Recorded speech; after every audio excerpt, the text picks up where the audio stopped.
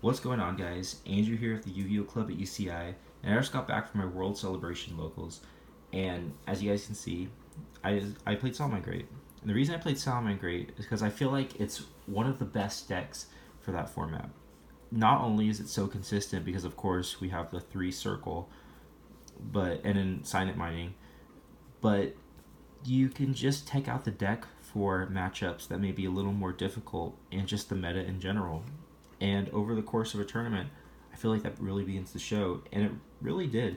There was 6 rounds, and we managed to clinch top 4, which I think really shows how consistent that the deck really is. So let's just jump into the profile. Let's start off with 3 Foxy. Great card. This is the only Salamangreat that I run 3 of. Both effects are really strong. I always was using the second effect to summon it out rather than the first effect. The first effect for the Area 0, I only used twice, and I only resolved it once because I got Veilered once when I used it. So now we're going to get into the 2-ofs. I played 2 Spinny. So the reason I played 2 Spinny, maybe you could play 1, but I feel like it's just such a great, it is a great card to see, but you don't want to see it all the time. So, and also it sucks if it gets Shark Cannoned or Called by the Grave. So I really liked having the second one.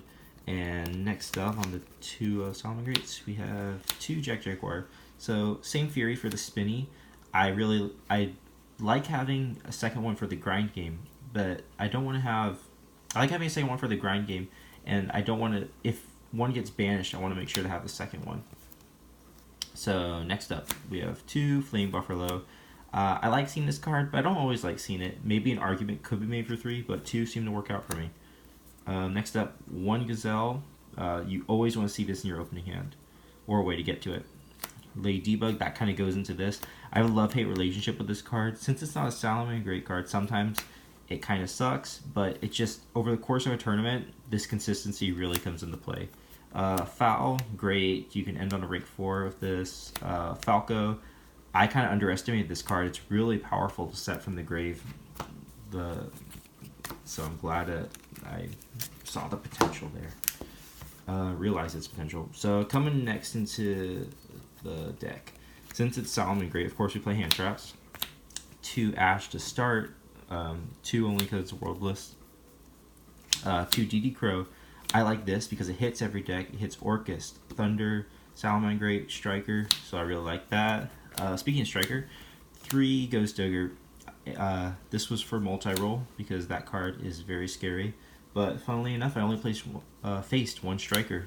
And you already know that I was hitting the multi-roll with this card. And when I didn't have this card, I was hitting it with the Trap That Pops. So that was good. 3 Veiler, just good all around. So that's it for the monsters. Now getting into the spells. So start off with 3 Circle. This is why you can play the deck in Worlds format. 3 Call by the Grave. Even though the deck is, you have a bunch of ways to search it. Ash is a thing, and I want to make sure that we can resolve our plays. So 3 Call by the Grave. This is also great against Orcust.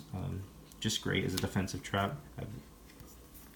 Next up, we play 1 Will. Great as an extender. Sanctuary. Everyone needs to play Sanctuary. And next up, we play 3 Signet Mining. I feel like you have to play this card in Salamangreats now because of the 1 Gazelle, just to search out something. And it's just so strong when you have a Salamangreat. Discard it, and then you can summon the Gazelle for free. Pretty broken.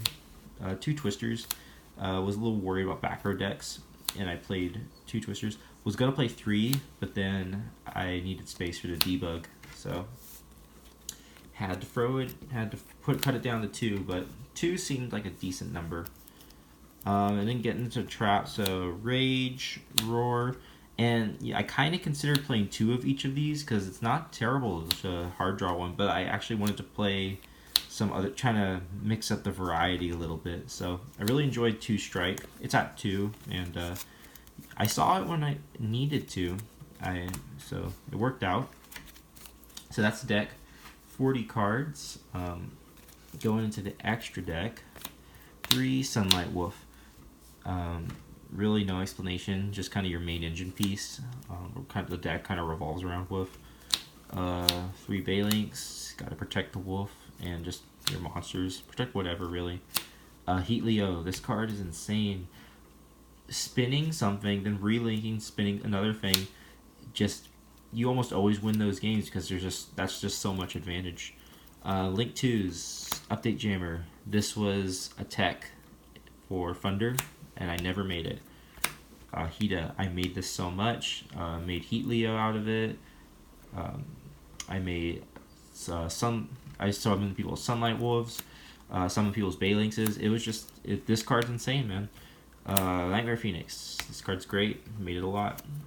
Borlo Dragon. I made this only once, so you gotta play it, but it doesn't always come up. This auto win in the mirror. This, if you're playing Striker, then you make this instead of this, because what really does this hit? This hits Metal Foes Fusion and the Raise, but you don't really care about that. Of course, you played Mirage de Leo, and I was gonna play 2 because I thought it would come. I thought it would come up, but never did. So glad I played 1. 15, of course. Next up, I'll show the side deck because I teched it out for World's List. I played 3 Kaijus.